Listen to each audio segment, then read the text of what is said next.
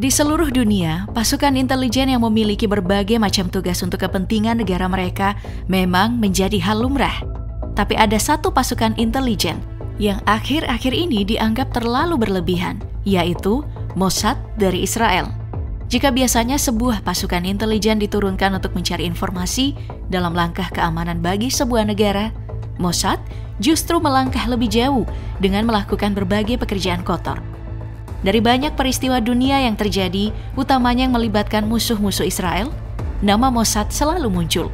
Mulai dari sabotase pesawat yang menewaskan Presiden Iran, kemudian kematian Mohsen Farizadeh yang merupakan ilmuwan nuklir Iran. Dan yang paling anyar, kematian tokoh penting Hamas Ismail Haniyeh lewat sebuah serangan udara yang diyakini berasal dari Mossad. Catatan-catatan ini jelas membuat Mossad tercatat sebagai salah satu badan intelijen paling kotor di dunia. Hari ini, mari kita masuk lebih jauh untuk membahas Mossad, utamanya beragam operasi kotor yang dilakukan Mossad di luar negeri. Pertama, mari kita mulai dari kasus kematian Mohsen Farizadeh. Mohsen Farizadeh merupakan seorang ilmuwan nuklir Iran yang ternama dan terlibat dalam beragam proyek persenjataan nuklir Iran, mulai dari drone hingga rudal. Sebab, operasi nuklir Iran adalah sebuah ancaman besar, utamanya bagi Israel. Makanya lewat Mossad, Israel menghabiskan Mohsen Farizadeh. Kasus pembunuhan ini terjadi pada November 2020 silam setelah rencana yang begitu matang. Diketahui kalau Mohsen Farizadeh memang sudah diincar oleh Israel melalui Mossad sejak tahun 2007. Saking matangnya rencana dari Israel, pembunuhan Mohsen Farizadeh dilakukan kurang dari 1 menit.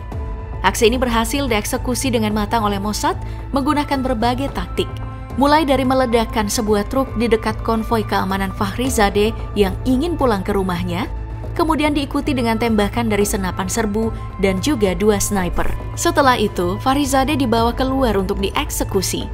Ada juga beberapa berita yang menyebutkan kalau pembunuhan ini melibatkan sebuah senapan mesin berbasis kecerdasan buatan yang dikendalikan secara jarak jauh oleh Israel. Setelah kematian dari Mohsen Farizadeh, tentu Iran murka dan menyebut akan memberikan balasan yang setimpal. Mantan Direktur CIA, John Brennan, juga menyebut kalau aksi pembunuhan tersebut adalah aksi kriminal.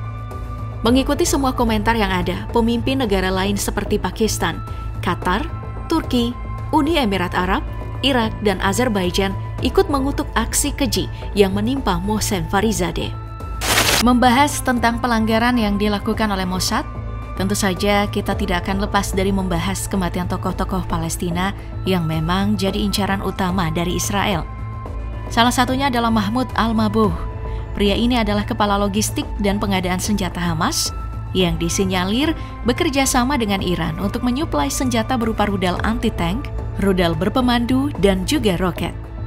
Pembunuhan Mahmoud Al-Mabhouh dilakukan pada Januari 2010 di sebuah hotel di Dubai.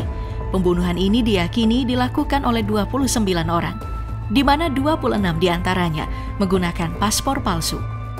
Dari rekaman CCTV yang diperlihatkan, kepala operasi pembunuhan ini tiba lebih dulu di hotel tempat Mahmoud menginap, kemudian diikuti oleh rekan-rekannya.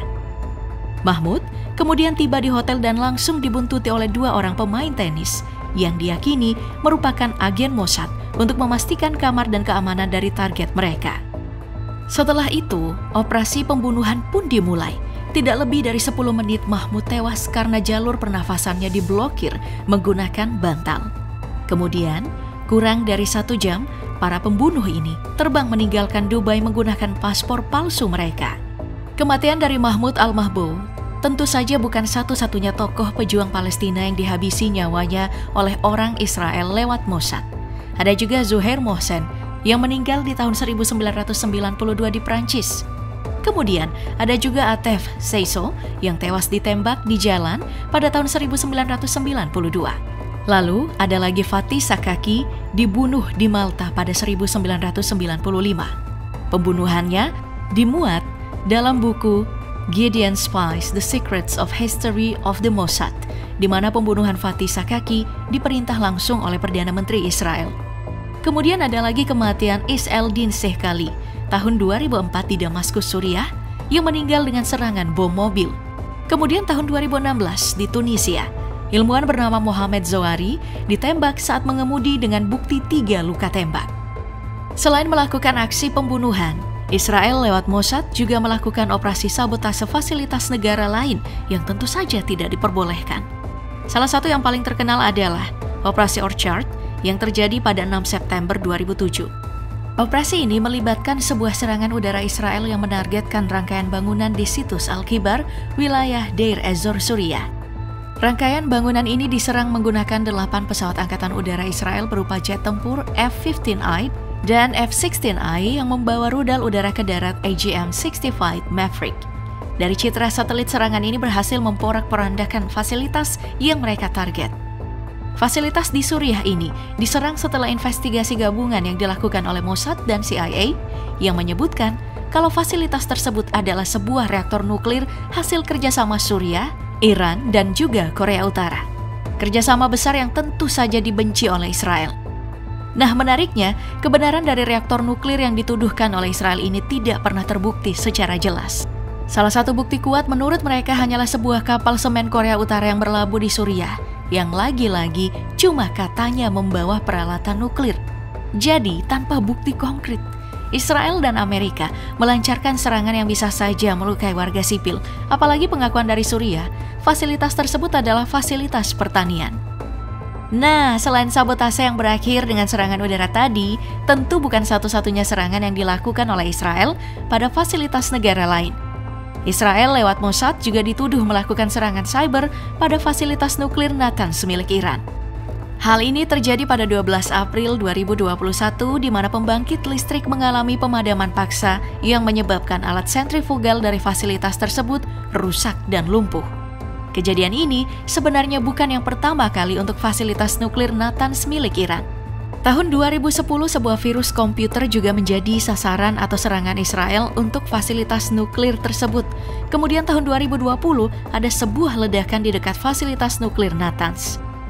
Ancaman Israel terhadap fasilitas nuklir Iran memang adalah hal nyata, sebab fasilitas nuklir seperti Natanz memperlihatkan kemajuan teknologi nuklir Iran yang menakjubkan. Selain melakukan sabotase fasilitas negara lain, Mossad juga terlibat dalam pencurian dokumen negara lain. Salah satunya adalah yang terjadi di Suriah yang menyeret nama Eli Cohen. Pria ini merupakan mata-mata Mossad yang dianggap paling berhasil dalam sejarahnya. Bagaimana tidak, kegiatan mata-matanya di tahun 1961 hingga 1965, di mana dirinya berhasil mendekati jenderal militer dan juga politisi tinggi di Suriah, hingga akhirnya berada di posisi strategis sebagai penasihat utama Menteri Pertahanan. Posisi sebagai penasihat utama Menteri Pertahanan tentu memberi akses pada Eli Cohen terhadap berbagai informasi rahasia dari Suriah. Tentu saja informasi tersebut diteruskan ke Israel. Pada tahun 1965, penyamaran dari Eli Cohen terungkap hingga akhirnya dia dihukum mati di depan umum. Namun kematian Eli Cohen tentu tidak menghapus informasi yang dimiliki oleh Israel tentang Suriah. Informasi ini membuktikan efektivitasnya setelah Israel berhasil mematikan radar militer Suriah di Perang 6 Hari pada 1967. Melihat semua operasi kotor Mossad yang dilakukan di luar negeri memang membuat kita mempertanyakan tentang batas keamanan nasional. Bagaimana kelompok ini bisa masuk ke negara orang lain untuk membunuh, kemudian menggunakan paspor negara lain, dan banyak lagi bukti lainnya. Tentu saja, hal ini membawa kita ke pertanyaan, apakah di dunia intelijen memang tidak ada etika? Apa semuanya cuma berbasis kepentingan misi mereka saja tanpa peduli hal lainnya? Ya, itu cuma bisa dijawab oleh para intelijen yang berani bermain kotor.